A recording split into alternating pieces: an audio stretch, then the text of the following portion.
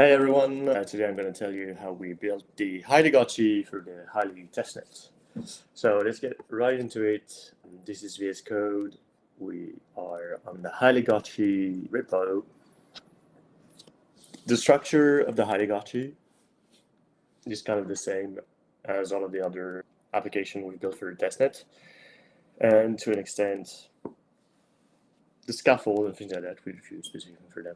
So the basic idea is that we have three components. We have the front end, which is inside front. I'm going to get into it later. We've got the backend, which mostly handles the ticker updates because we have to make the Hyligotchi go hungry and things like that. And then you have the on-chain contract, which ensures that the actions are, that manages the state of all of the Hyligotchis for everyone. I'm not going to get too much in the front because it's been vibe coded by somebody else. So essentially I have no clue what's going on in there. But it's basically React Vite bun stack. And the idea is that we've built a web component library. I'm not actually sure we're using it as a web component. But we've built a library which you can use as like a React component and import into your code, which handles everything about the Hyligotchi. It's actually a relatively complicated code base. Not going to get into it too much because, as I said, this has been entirely vibe coded by Cloud Code, and I actually don't know too much about what it's done. The only thing I can actually tell you is what I changed, which is that we have a horrible hack for the buttons. And actually, I should be able to show that on a Hyli. When you press on one of the buttons, what actually happens is that we overlay an image, and we're using CSS background items, and we replace that by like a transparent PNG image of everything except for the buttons, because layout is annoying in CSS. Anyways, you can do weird tricks like that in frontend. So the frontend is not super interesting by itself. It's just a regular React plus Vite stack. I'm gonna skip over that. The two interesting components are the contracts for our purposes and the server, which handles a few things. The server is like all of the applications on the testnet. Essentially, we're using some of the parse from our full node code. This is going to look very similar in all of the applications that we've built on Hyli. You start the thing, you parse arguments, you set up the configuration, you set up logging, and then we start doing things. For the Hyligotchi, what we're doing with the backend is we are running two things essentially. We're running an indexer that allows us to query the state of things and to be able to know what's going on with everybody's Hyli. We're running the indexer, which is this thing here. We're running the auto prover, which is essentially a small module that listens to the chain and sends proofs for new transactions. And we're running the ticker module, which is essentially like just a cron job. Every hour sends a tick. I'm going to get into that when I get over the contract. So all of this architecture, these modules, are just things that you can reuse if you use the scaffold. And these are basically just like the components that we've used to build the full node as well. The REST API is essentially the same thing as what we're using in the node. These functions around handling module shutdown and errors and that are all things we use in the node. It's kind of all batch reads included, and it's relatively straightforward to use. We also have, for the Hyligotchi, an app module, which, because we forward API calls to the backend for like optimistic execution, and because when we started writing the Hyligotchi, we didn't have a super easy way to create compatible blobs of data from JavaScript, so it was easier to just forward that to the backend. But you don't have to do this anymore on the newer applications. And there's like a bit of optimistic handling here. The auto prover is actually like completely from the node code, so like that bit is just configuration. Basically what you're saying is the contract name you want to prove. You define a specific prover, which in the case of the Hyligotchi, it's since SP1. Again, from the client SDK, we have a module called SP1 prover that you just have to set up, and then a few environment variables, and things just work. There's really not much to it from like the user perspective, except of course that to prove SP1, either you need to have like a GPU on your machine, or in our case, we're using the prover network to join the proofs. The indexers are also just modules that are kind of ready-made from Hyli, but we do have like some logic on top of that to expose the API that we care about. I'm going to show you that later. And the ticker module, like I said, it's basically just a cron job. So like this is how a module looks. I'm going to use this as an example because it's a pretty simple one. You define like a bus client, which is basically, well, in this case, it's actually like there's no message being sent on the bus. The module bus client macro will give you like the ability to listen to shut down messages and things like that. Then you define your struct, then you implement the module trait for the ticker module, which has two functions, a build function, which defines the context, which is basically like configuration options, and then you return the module. And then you have the run function, which is a future, right, well, an async function. And essentially, they all look the same. You basically do a little bit of setup, and then you go in a loop. In this case, we're waiting for the timer. The timer is one of the configuration options. By default, it's actually set to 1 hour. And so every hour, we execute a tick action, we create a blob, like an authenticated blob from the backend, sending an action on chain for tick with the timestamp, and we just send that on chain. And the auto prover actually does the task of like generating proof. And this is the function to create the blob. It's basically just a SecP 256K1 miniature. Leveraging the ability of Hyli to have like native verifiers, so we just send a signed message saying, okay, now you should tick, and everything happens on the contract side when we actually generate the proof, what's going on when we tick. So let's take a look at that right now. Everything else is basically just like some utilities. We got some code to initialize contract, register them on chain. We check if the contract's already registered. If yes, we don't do anything. If no, we register it. Pretty straightforward. The contract is also written in Rust because we're deploying this using SP1, which is a RISC-V VM, which you can compile to Rust. The way the folders are set up, you basically have a build script calling into the SP1 function. And then you have another crate, Hyligotchi in there, that actually defines the smart contract. So like the lib.rs file contains the actual logic for the Hyligotchi. Then we have the guest program in main.rs. We got some helpers for Merkleization in smt.rs, and on the client we got API logic and like the function that's actually responsible for proving stuff. So the way it works on Hyli is that you have two different variants of the same logic, essentially.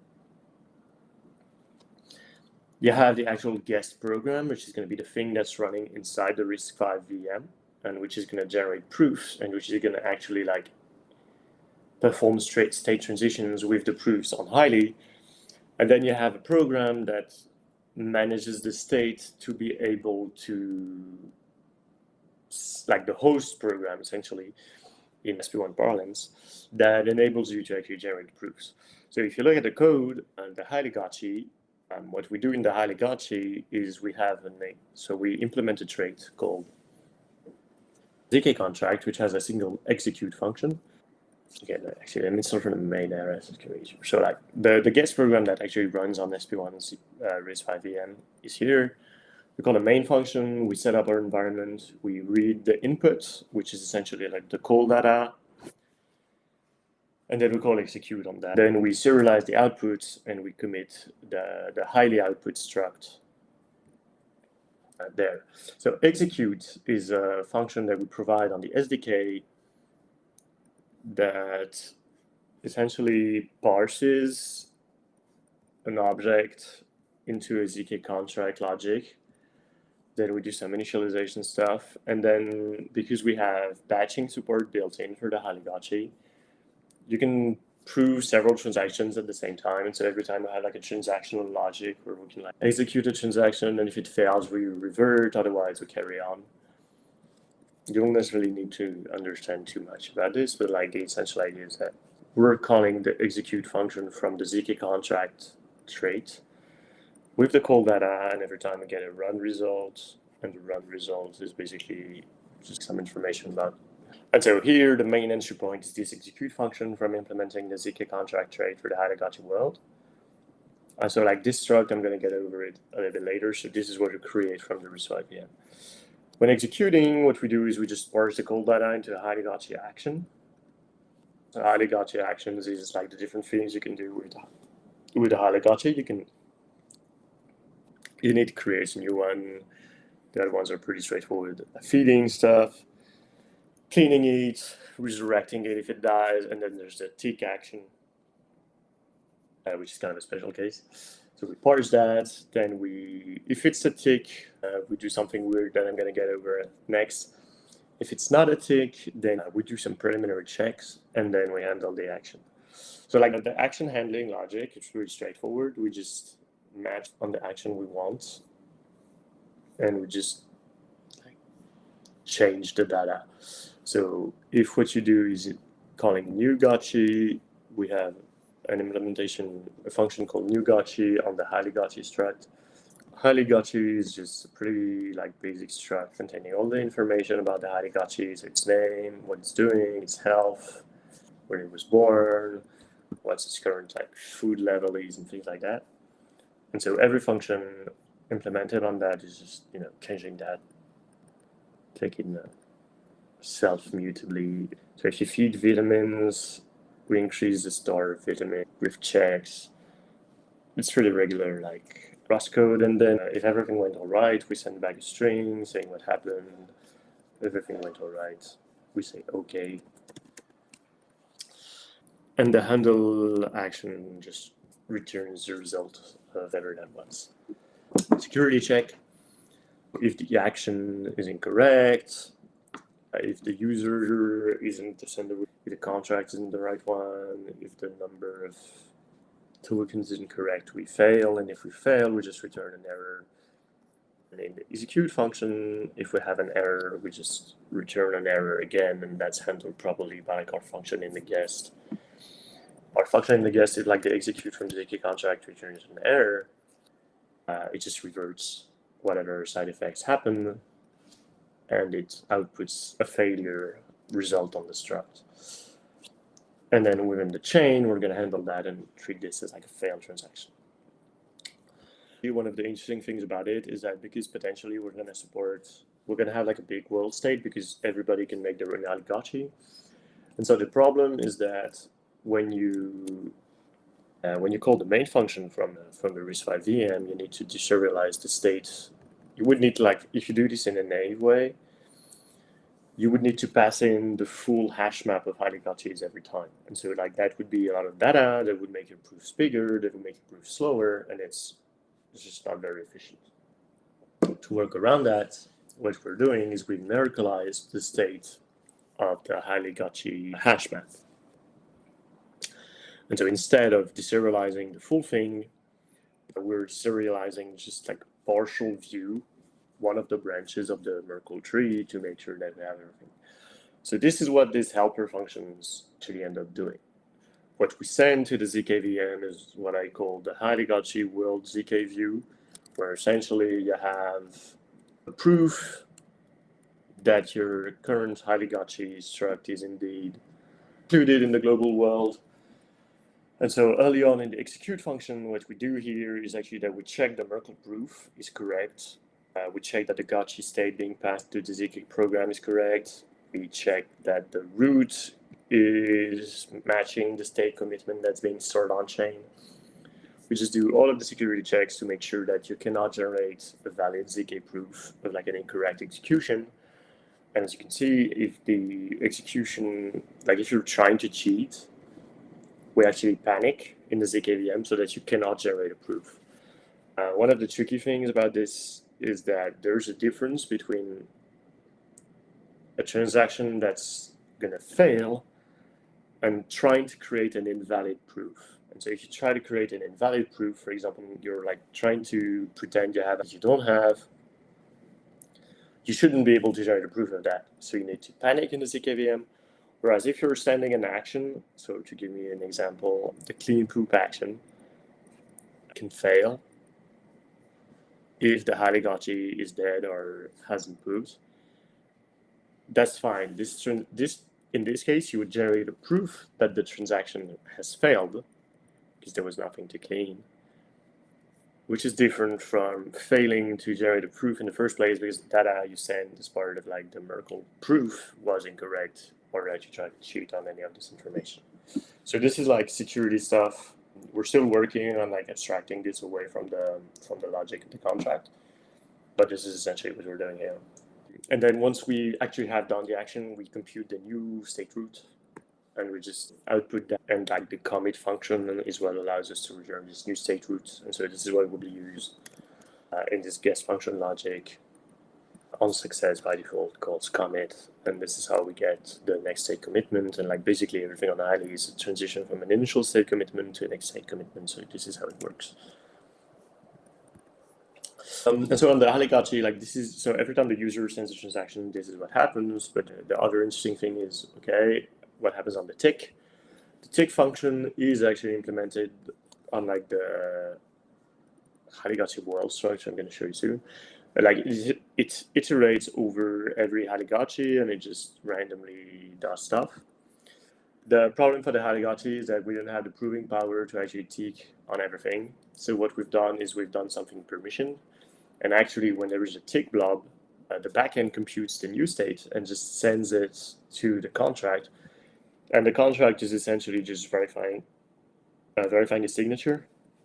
It's not actually verifying the transitions. It's just checking that the state commitment from the tick proof matches like a signature from the backend. And so the backend can essentially send whatever it wants as a tick, just because we had to hack it this way because we wouldn't have been able to prove things otherwise for the Hyligotchi because we're just too big. So how do we actually like compute this tick? This is all happening in the client part of the code. And so the client part of the code is where we have the Hyligotchi world. And the Hyligotchi world is actually the struct that like stores the Hyligotchi Merkle tree and the Hyligotchi data as a whole. So we're using this for us to create sparse Merkle tree, which does sparse Merkle trees. And this is like essentially a hash map, but Merkleized, storing Hyligotchis as leaves. So we got a little bit of like convenience logic, but it's just serialization stuff.